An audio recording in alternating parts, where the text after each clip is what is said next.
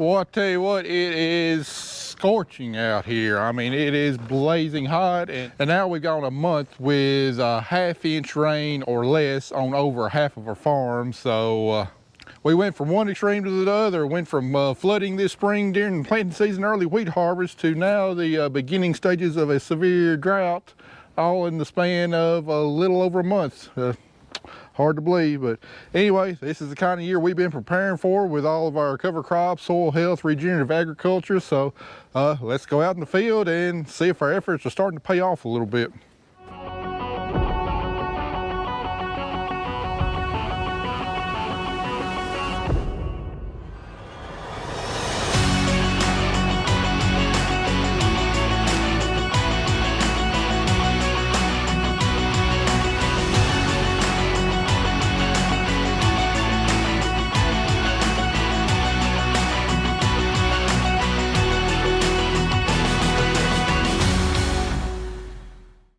All right, ladies and gentlemen, today we have been spraying cotton. We had to do like 90 acres of that. Now we're about to get on some soybeans. And he's loading me up with some chemical. We got the old grill cleaned up. I got all that crap done from last video's stuff. I know, I'm getting it cold so I can get a drink. That mess of a water truck. Look at this thing. That stuff's dangerous.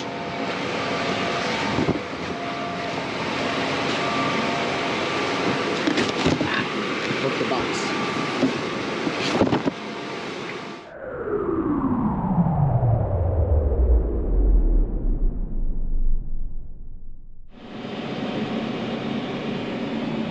Well, I'm running the sprayer today.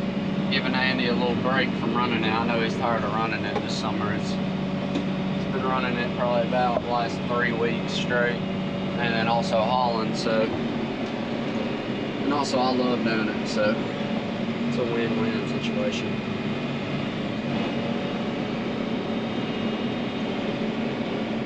Alrighty, so after about 20 minutes of cleaning out 5 or 6 tips, we got it out. I couldn't get the strainers out, so I had to get had to break off some stems off these soybeans in order to get it out.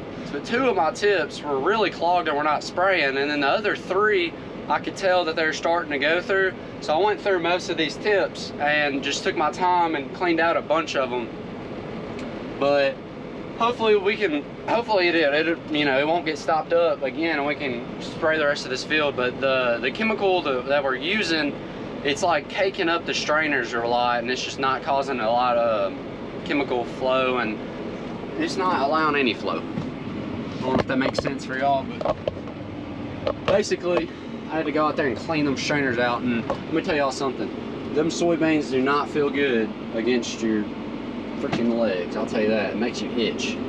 But we got about 40 acres left, so hopefully we don't run into any more problems.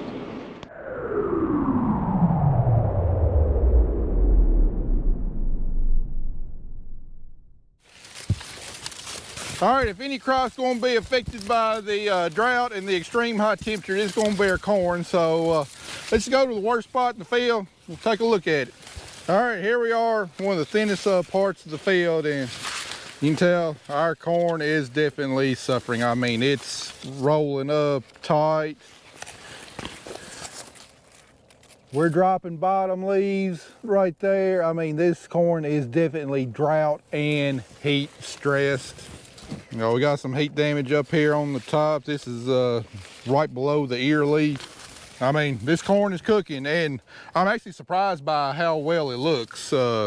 You know, we had corn on this farm in 2022 when we had the severe drought that came in a lot earlier, and the corn looked a whole lot worse than this does. So like I said, a month with only a half-inch of rain, and then it's been extremely hot most of the time. I'm surprised how well this looks. It just goes to show you that our soil health practices are paying off. However, if you go a month without rain, it's still going to affect your crop. It doesn't matter what you do. When you run out of moisture in the soil, you're out of moisture in the soil. And right here we got a fragipan that's probably only about 8 to 10 inches below the topsoil. And that means we got 8 to 10 inches of effective rooting depth because the roots can't penetrate that fragipan to draw up moisture and other stuff. So when that 8 to 10 inches is depleted, crop's out of moisture. Doesn't matter what you do with cover crop, soil health, or anything else. But what I think our practices have done, I mean, it's bought us about another week. If we'd gotten a good rain on this in the last week, everything would have been fine. However, we haven't.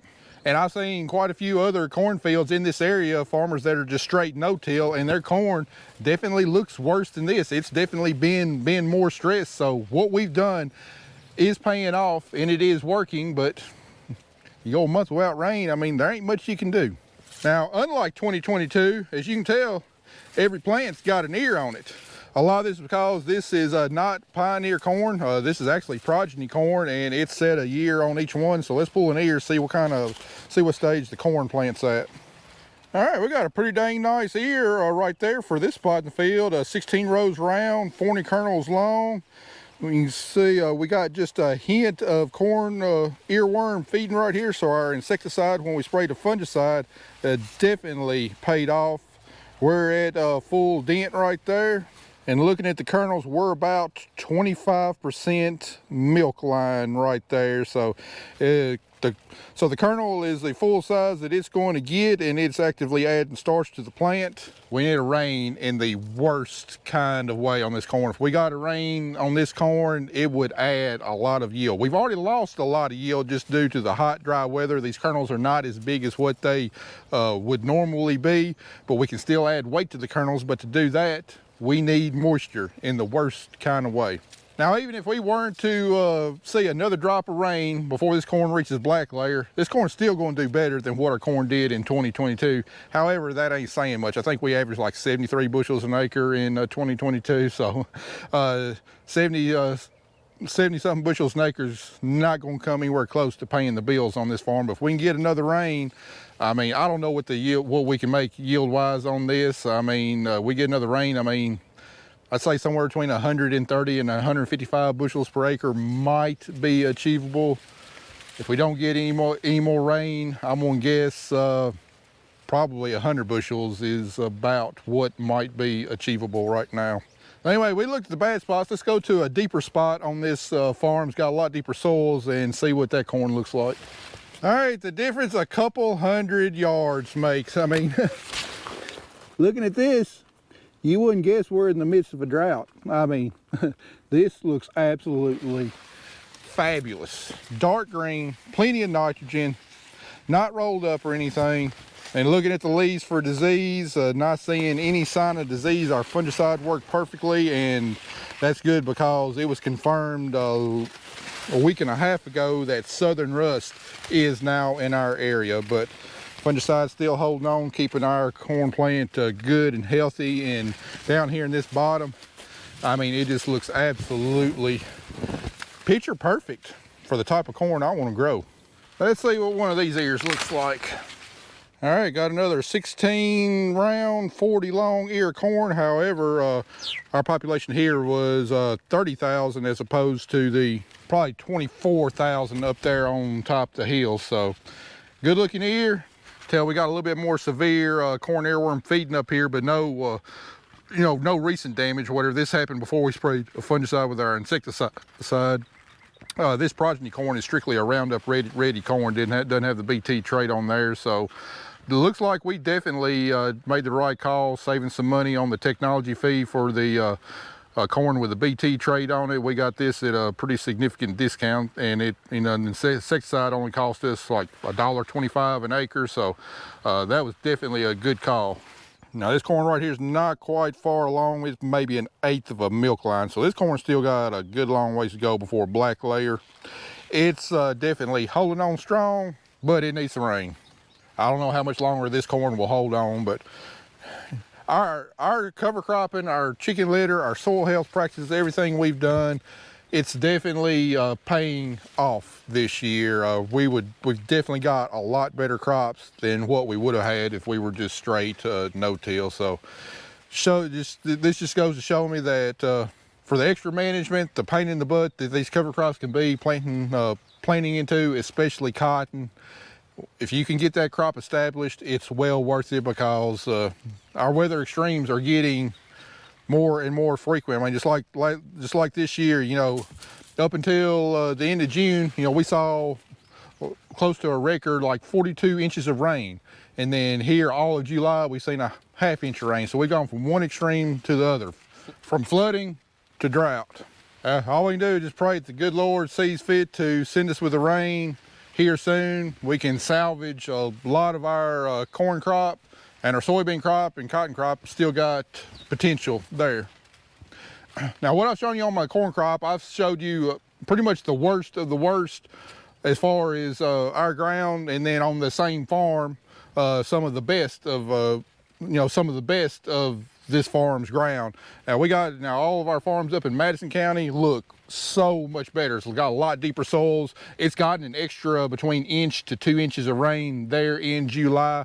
That corn looks a whole lot better, even though the temperatures are definitely affecting it, especially the high nighttime temperatures. We've seen nighttime temperatures around 77 to 79 degrees, and that's really hurting and affecting grain field, because the corn plant really never has a chance to cool down all night long. It's focusing all of its energy on staying cool rather than sending energy and starch to the ear. So even though visually this corn and my corn in Madison County might not look like it's really been affected, the temperatures are lowering yield every single day with those high nighttime temperatures. Ideally, we'd love to see nighttime temperatures 70 degrees or below. More normally in this area, temperatures will be in the low 70s, and that can make a big difference in grain field, and that's literally something we don't have any kind of control over.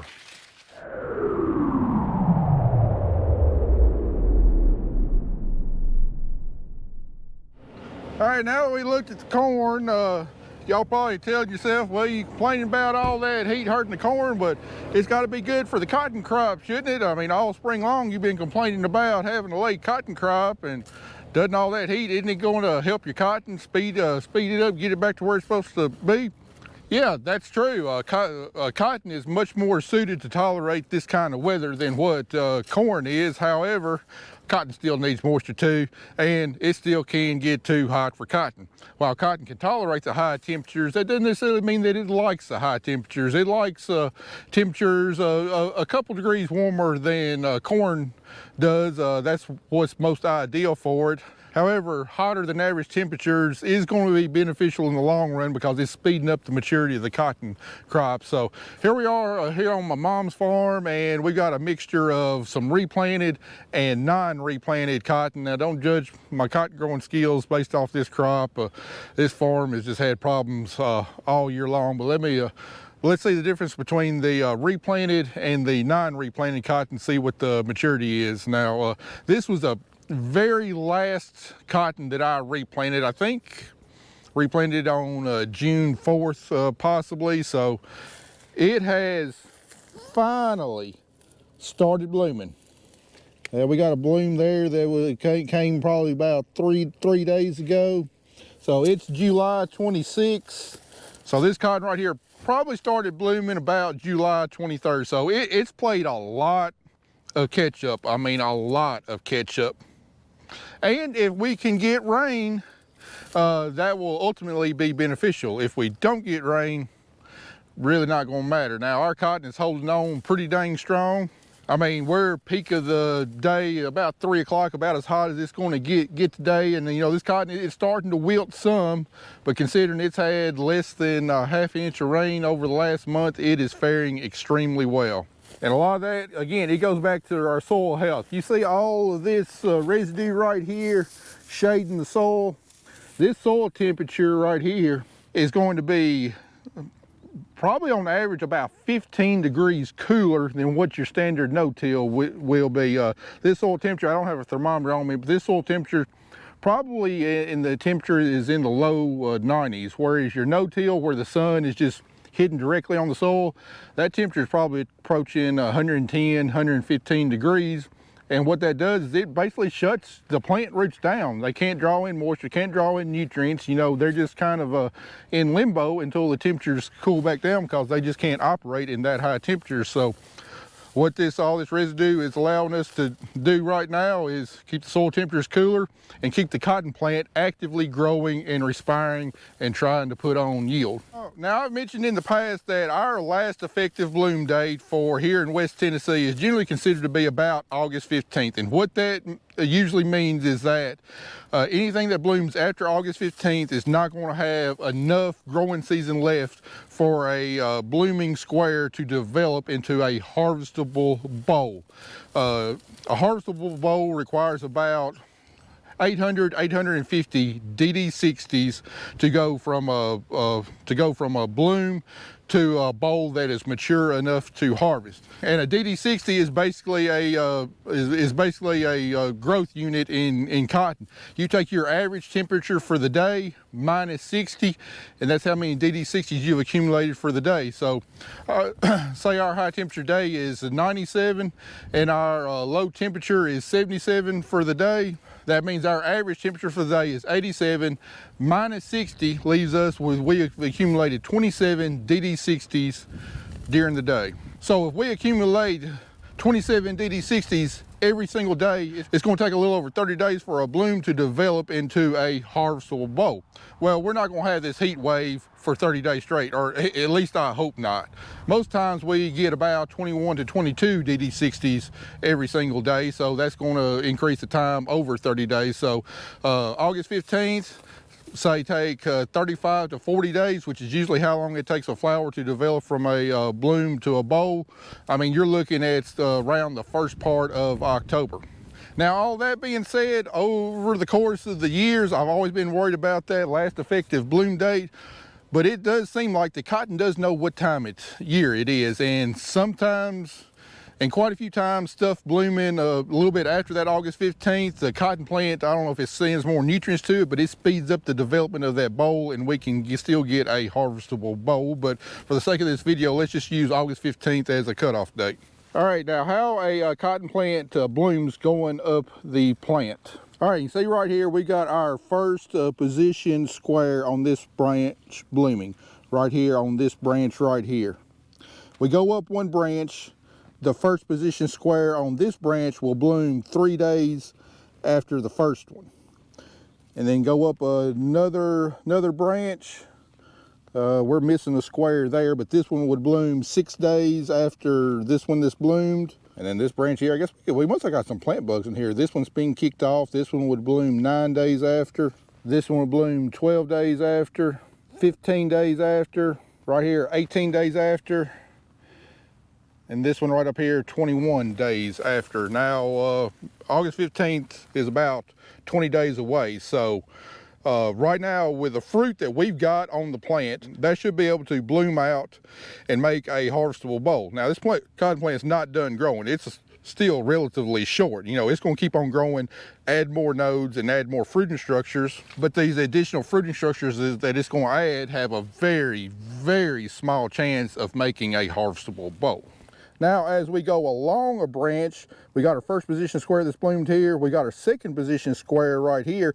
This one will bloom about 5 days after this one. So for our second position squares, let's count down 2 nodes.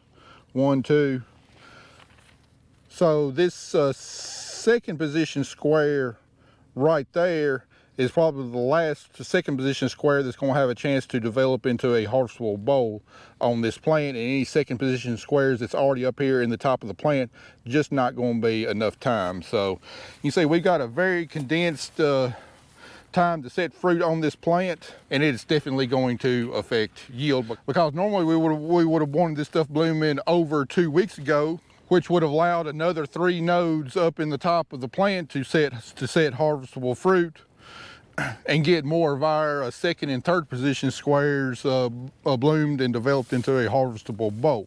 Well, let's go on up here to where I didn't replant and see what stage that cotton crop is at.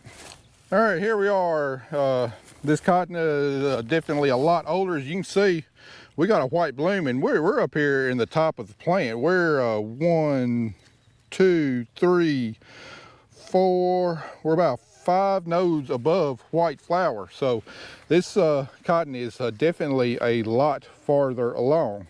So we got some smaller bowls down here in the bottom of the plant.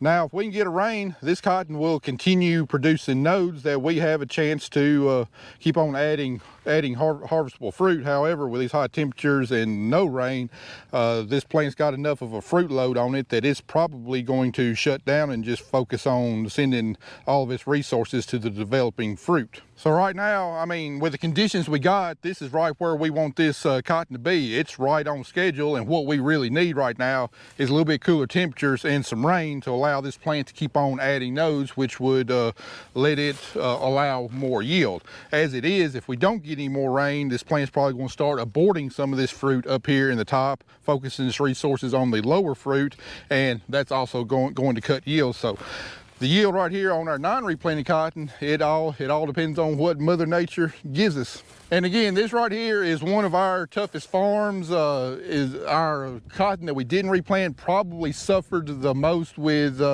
root disease and a lack of vigor. That's one reason why it's so short. It just doesn't have the energy to really take off and grow because it was damaged early season. It can still make a profitable crop, but I mean, we're not going to get top end yields off this farm. Not even close. And then our replanted cotton right here looks a lot better, but unfortunately, it's just going to run out of time to make top end yields.